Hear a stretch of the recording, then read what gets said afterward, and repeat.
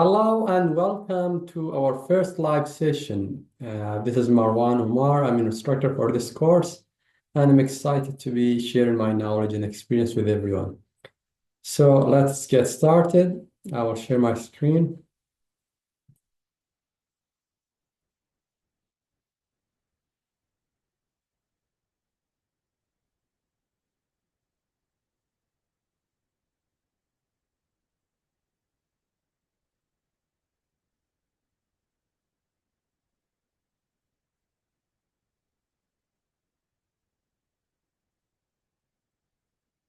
All right, so our course is CONF-70, Management Information Security. We will go over the syllabus and just some of the expectations for the students in this online section.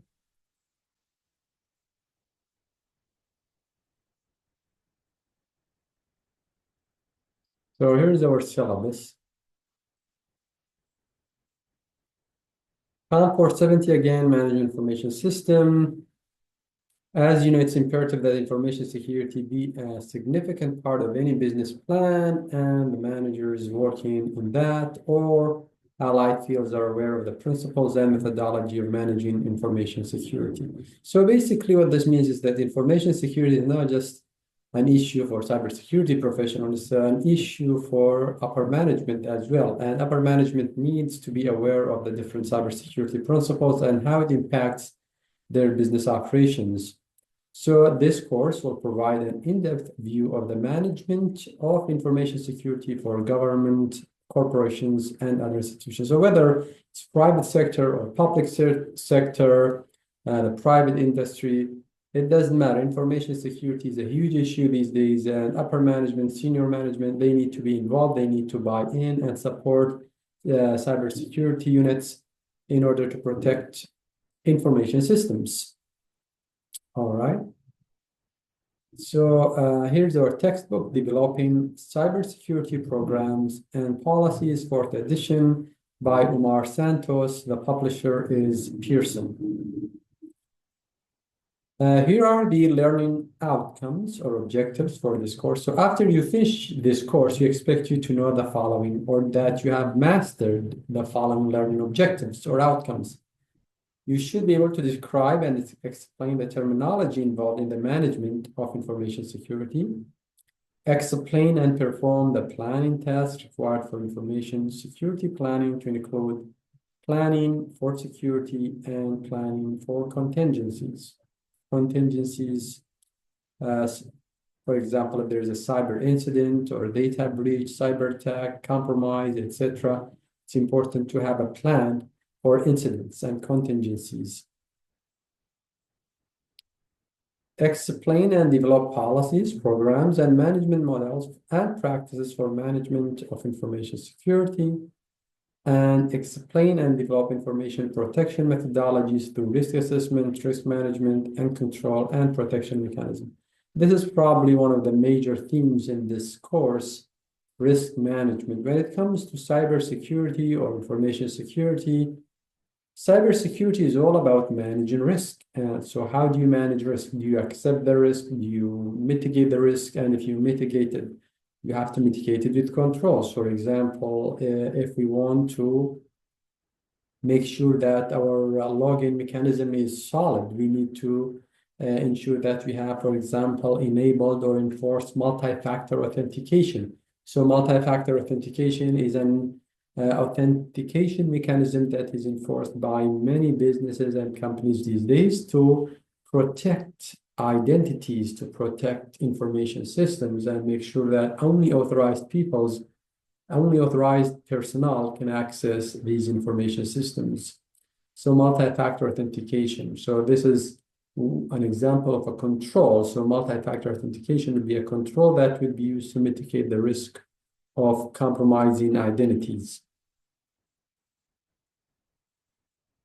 And then explain and develop information security management policies and procedure for dealing with people and projects, including personnel and security, law and ethics, and security project management. And for the values outcome, we want for us, we want our students to be successful, of course. So a high degree of integrity and respect for privacy is required. As you know, information security, there are three pillars for information security. As you know, it's called the CIA triad, or confidentiality, integrity, and availability. So maintaining the integrity of information is crucial in cybersecurity. It's necessary for the security analyst to be discreet and not to exploit the discovered vulnerabilities of an organization without, of course, unless they are doing something like ethical hacking or penetration testing where they have authorization to test exploits. These core values are inherent to this course and frequently come up in discussions. So you are expected to demonstrate the core values of respect and integrity. Respect animated in the spirit of Jesus Christ. We value all individuals' unique talents, respect their dignity, and strive to foster their commitment to excellence in our work. Our community's strength depends on the unity and diversity of our people, on the free exchange of ideas, and on learning, living, and working harmoniously. For integrity, the commitment of St. Leo University to excellence demands that its members live its mission and deliver on its promise. The faculty, staff, and students pledge to be honest, just, and consistent in word and deed. Let's talk about the evaluation criteria now. So we have three evaluation criteria. We have three categories for evaluating your performance in this course. The first category is exams or quizzes.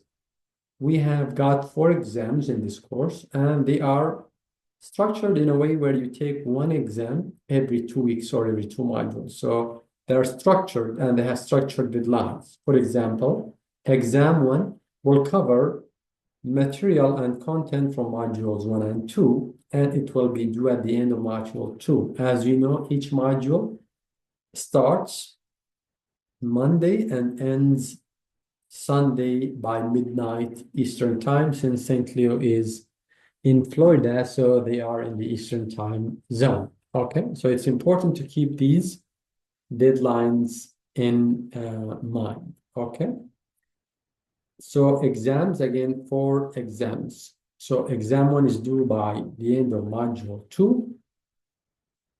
Exam 2 is due by the end of module 4, and then exam 3 is due by the end of module 6. And exam 4 is due by the end of module 8, which is the end of the term, very last day of the course. And as you know, it's always a good idea to not procrastinate, to not leave things at the end, because things happen. Sometimes things, slip and you forget about deadlines. So it's important to maybe mark your calendar and try to complete these assignments maybe a day ahead of the time in case there was an emergency or extenuating circumstances. So 4 exams, each one carries 10%. So exams will carry 40% weight on the overall grade, almost like 50%. So 40%, that's a big chunk. Okay, and then we have assignments. These assignments will be based on the textbook that you saw in the pages in the beginning of the syllabus. So of course, the exams as well, everything is based on the textbook. There are no trick questions. Everything is based on the textbook. So exams are based on the textbook, and projects are based on the textbook as well. So assignments, we've got 8 assignments. Each one carries 5%. So assignments are due by the end of each module, right? So module 1 starts today and ends Sunday midnight Eastern time. Module 2, module 3. So by the end of each module, you will have 1 assignment. That assignment will ask you or give you the instructions to go into the textbook, usually at the end of the chapter, and answer some questions from a case study and or a project. Okay, so each week we have 1 assignment. Every other week, we call them even weeks, or maybe actually, even weeks, 2, 4, 6, 8. These are the even weeks. On the even weeks, you have exams, but then every week you have an assignment. And of course, discussions are also very important. You've got 8 discussion questions. All the discussion questions have already been posted. And each discussion question will be based on material from that respective chapter. So we've got 8 discussion questions, and each one will carry 2.5 points. So that's 20%. So if we do the math, 40% for the exams, 40% for the assignments, and then 20% for the discussions. So that's 100%. So 3 categories: exams, assignments, and discussions. All right. For the discussion, as you mentioned, you've got 8 discussion boards. Each one is for 1 week. I'm sure by now everybody knows the requirements for the discussion boards. These are the same requirements across your degree program, most likely. You have the initial post and then 2 other replies. So you have the initial post where you answer the question of the discussion board, and then you have to come back throughout the week and reflect and participate and reply to your classmates. So you have the initial post and you have 2 replies. So for you to earn full credit for the discussion board, you need to post your initial response by Thursday midnight. Of course, we recommend that you try to do it before Thursday so that other students, your classmates, your peers, they will have enough time to read your post, reflect on it, and provide you with feedback. And then the 2 replies are due by Sunday. Again, we recommend that you try to do them before Sunday.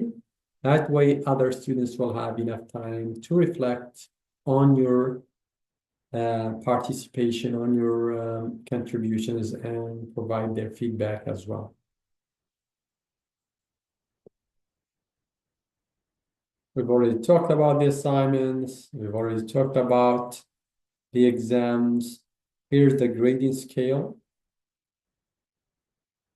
So if you earn 94 to 100, that's A. 90 to 93, A minus. 87 to 89, that's B plus, and then the list goes on. So for you to get a passing grade, you need a minimum of 60, although we always tell our students not to shoot for D. We want you to shoot for A. So even if you miss A, maybe you'll get a B or an A minus, right? As they say, shoot for the moon, so that even if you miss, you'll still land with the stars. Shoot for the moon, even if you miss, you can land with the stars. So here's our course schedule for Module 1. We'll be talking about understanding cyber policy, governance, and organization. And here are the learning objectives to describe the significance of policies. In cybersecurity, we say everything starts with a policy. If we don't have policies, we don't have cybersecurity. It's just as simple. Imagine this. If a business organization does not have an acceptable use policy, for example, if they don't tell their employees in the policy that they are not allowed to go and download inappropriate content or pirated software or engage in illegal activity, for example, using company-owned computers, then people will do it. And if people do it and they don't have a policy, then they cannot terminate those people. So that's how simple it is, you know. Every business organization needs policies, not just one policy, many policies. The most popular one probably that we all are probably familiar with is called AUP, or Acceptable Use Policy. This basically tells employees what is acceptable, what is unacceptable. It's acceptable for me to check my business email using company-owned and issued laptop. Maybe it's not okay, and maybe I'm not allowed to check my personal email using company-owned laptop. Maybe I'm not allowed to download software that is not authorized or illicit content or anything like that. Okay. So security policies are crucial for the success of business organization in protecting their information assets. So evaluate the role policy plays in corporate culture and civil society, recognize the differences between policy, standard, baseline, procedure, guideline, and plan. So there's a difference between each one of these terms, and then identify the elements of a policy.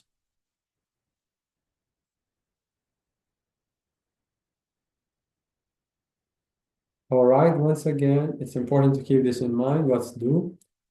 Post your introduction by Thursday, initial response to the discussion question by Thursday, 2 responses to your classmates by Sunday, and submit assignment 1 by Sunday. As you can see, no exam is due in module 1. Exams are due on even weeks, week 2, 4, 6, and 8.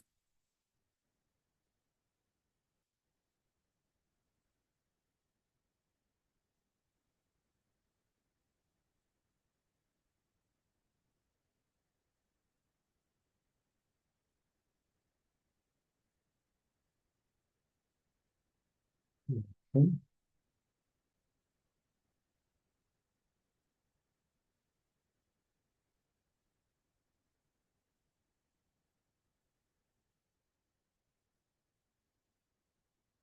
All right. Module 2, cybersecurity framework and risk management. So after you complete this module, you will be able to describe the security objectives of CIA, confidentiality, integrity, and development. This is something that I'm pretty sure you have been introduced to it at this point. These are the 3 major pillars of any cybersecurity program. Everything in cybersecurity pretty much revolves around these 3 principles or pillars: confidentiality, integrity, and availability, or for short, we call them the CIA triad. Then debate why organizations choose to adopt the security framework. Recognize the process for managing information security policies and determine information security related roles and responsibilities. So in module 2, everything else is the same as you know as far as the deliverables, except you have an additional deliverable, which is exam 1, as you can see here. So you'll still do the discussion board, the assignment, and then you do the exam. For module 3, asset management and human resource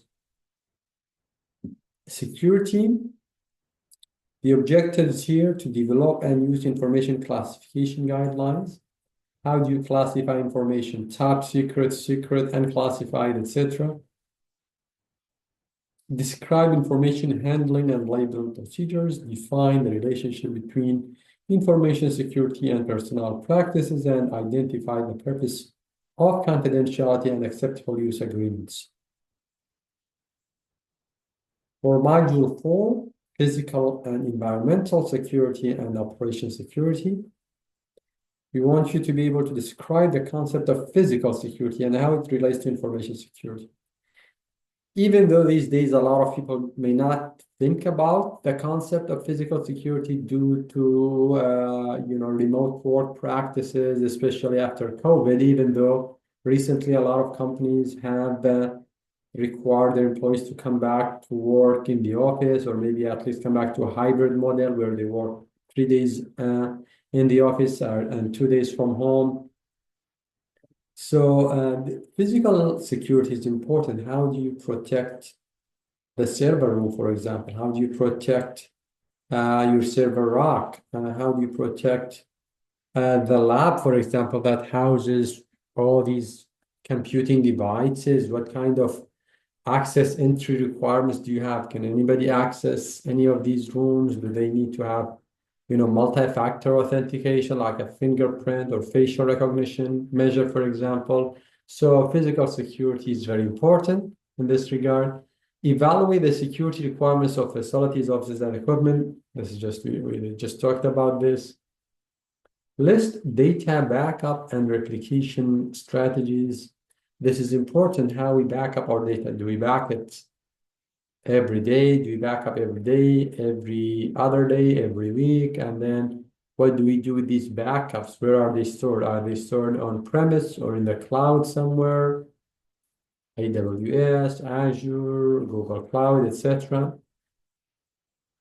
And how do we ensure that these backups are working? Do we test these backups? What is our strategy for testing these backups? Because we could be backing up every day or every week, but when something happens, let's say there's a ransomware attack, and we try to go to our backups, and if we never tested our backups, we could be out of luck, right?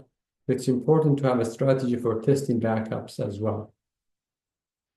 And then evaluate service provider relationships. What relationships do you have with our service provider, whether it's internet service provider or maybe cloud service provider, etc.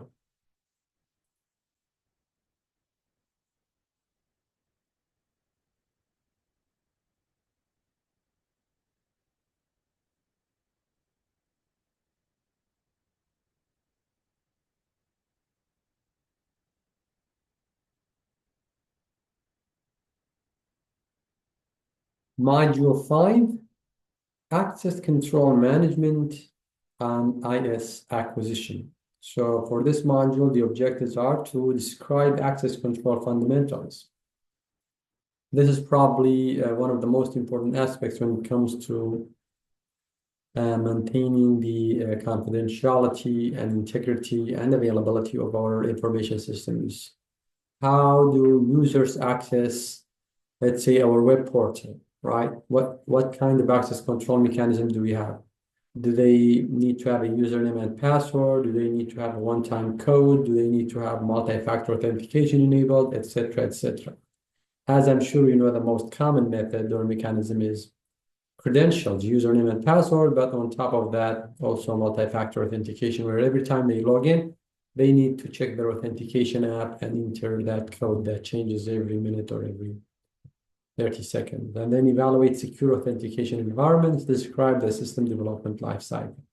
So as you know, security has to be built into the overall life cycle of software development. Cybersecurity cannot be an afterthought or after the math. It has to be built into every stage of the development or life cycle of software, starting with requirements gathering, design, analysis, etc.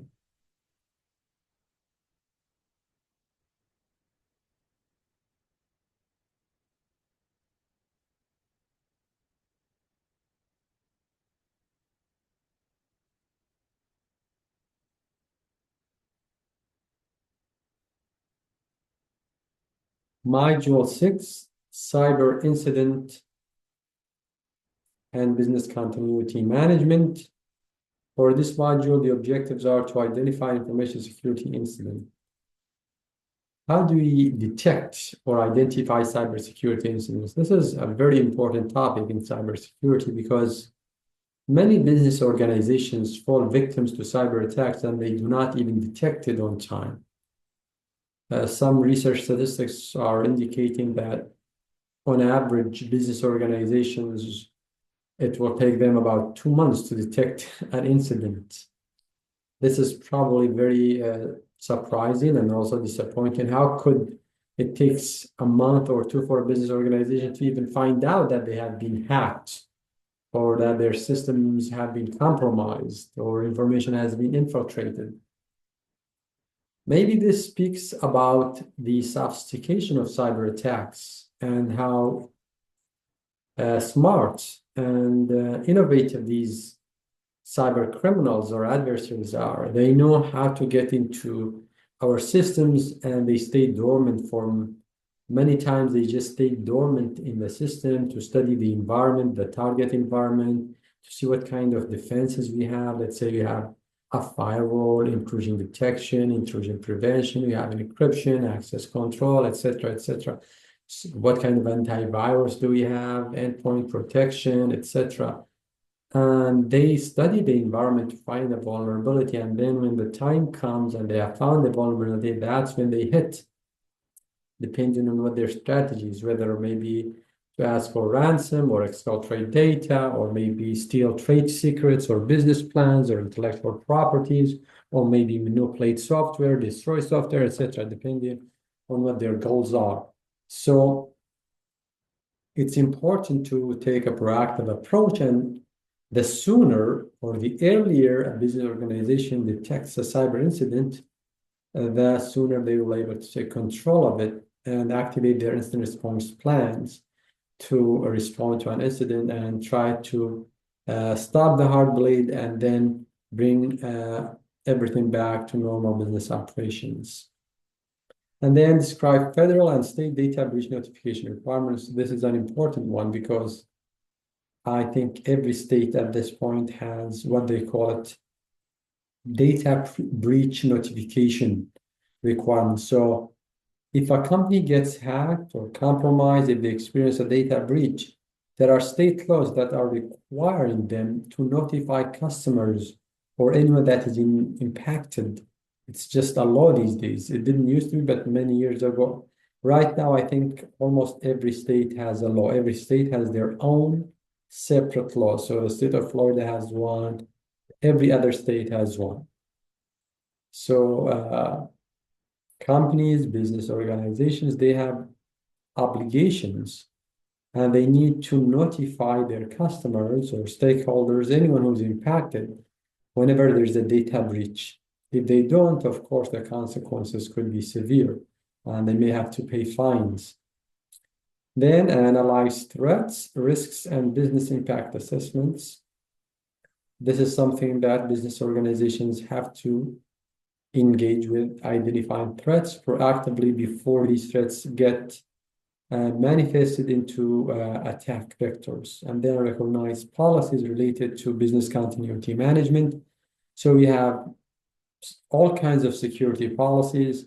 We have acceptable use policy. We have a policy for incident response. What do we do when we experience a data breach? We have policies for business continuity. What do we do to continue business operations? Do we take everything offline? Do we just try to isolate the impacted network or segment of the network?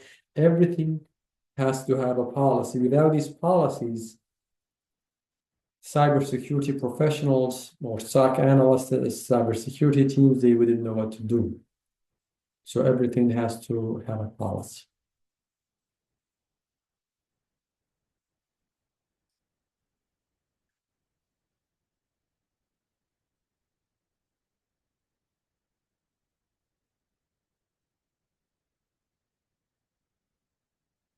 Module 7, regulatory compliance for the financial and health sector. We want you to be able to identify financial institutions' requirements for information security regulatory compliance. Let's say the bank, your local bank, they're considered a financial institution. They have to actually abide by state law, and there are requirements that they have to adhere to. So they are obligated to be in compliance with the laws and regulations from the federal government. So let's say your local bank, they have to adhere to regulations in protecting your data. Describe the components of GLBA, Compliant Information Security. So GLBA, Graham-Lee Beach Authorization Act. So this is one of the regulations when it comes to protecting customer data for financial institutions. So this is specific to financial institutions. And then identify healthcare-related information security regulatory compliance requirements. When it comes to healthcare, maybe the biggest compliance requirements or regulation, or which is a law actually, is HIPAA. I think everybody at this point knows about HIPAA. When you go to your clinic, local clinic, or you go to a hospital, they strictly abide by HIPAA for protecting your patient records. Any violations of HIPAA will have severe consequences, fines, sometimes even jail time. If a hospital experiences a data breach, they have to notify their patients. They have to comply with HIPAA. And in some cases, they might have to pay fines and suffer consequences for violating HIPAA. So HIPAA is a huge federal law. It's a federal law in the healthcare industry. for healthcare organizations or entities. Evaluate an electronic protected health information security incident.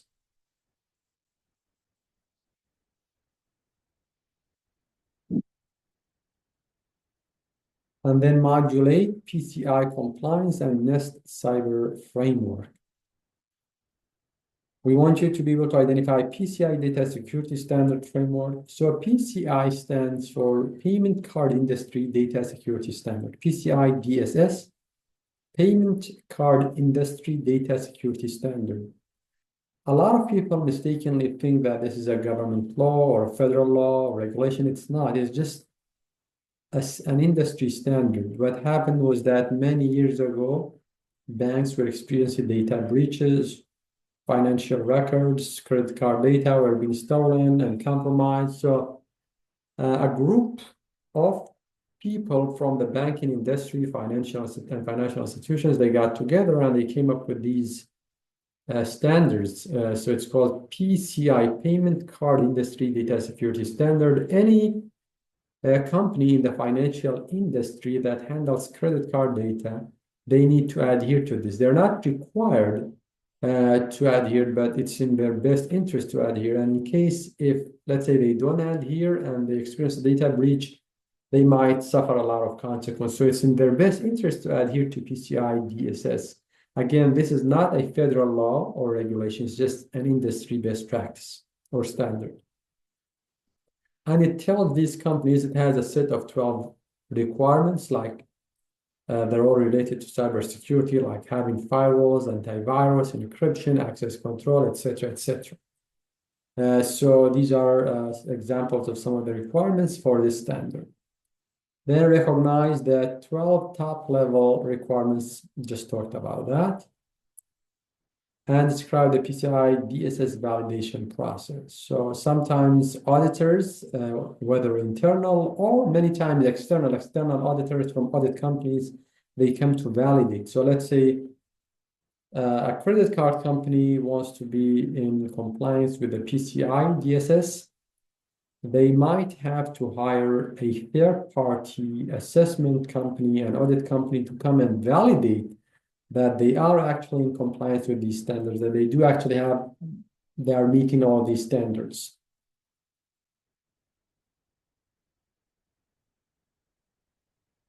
So this is the end of the syllabus. As you can see, we have 8 modules. We have discussion boards, 20%, assignments, 40%, and exams, 40%, a total of 100%. Okay. One thing that I would like to bring to your attention is the use of AI, right? So this is our policy. And I will go ahead and read the use of AI or artificial intelligence in the coursework. While artificial intelligence is being used in many professions and industries, the purpose of a liberal arts education is to provide students with learning experiences that cultivate critical thinking, intellectual curiosity, creativity, and problem solving. Artificial intelligence cannot substitute for these. Academic integrity is the foundation of all academic work. As your instructor, I want to remind you of the importance of academic integrity and proper citation in your work. So, acceptable use of artificial intelligence in this course, all submitted work must be your own original work. Unless you are assigned specific tasks or assignments for which you are permitted to use AI, tools, or services, while artificial intelligence can be a useful resource for generating ideas, exploring topics, or engaging with industry-specific AI tools and practices, it's important to use AI appropriately and ethically in this class, and only with prior approval. If you are unsure whether or not you can use artificial intelligence for a particular assignment, check with me, of course. As with all sources you use in your academic work, it's essential that you properly cite any AI material you incorporate. When citing artificial intelligence resources, include the name of the AI tool, let's say ChatGPT or Google Bard, etc., and the date you accessed. All right, so the bottom line is that I'm not saying that you should not use AI. So kids use AI to help you generate ideas, explore topics, enhance your thinking, broaden your perspectives. But what we don't want students to do is just take the questions from the assignments, drop them into ChatGPT, and then copy paste the answer directly into the assignment without even going through, without knowing what gave, because ChatGPT makes mistakes, as you know.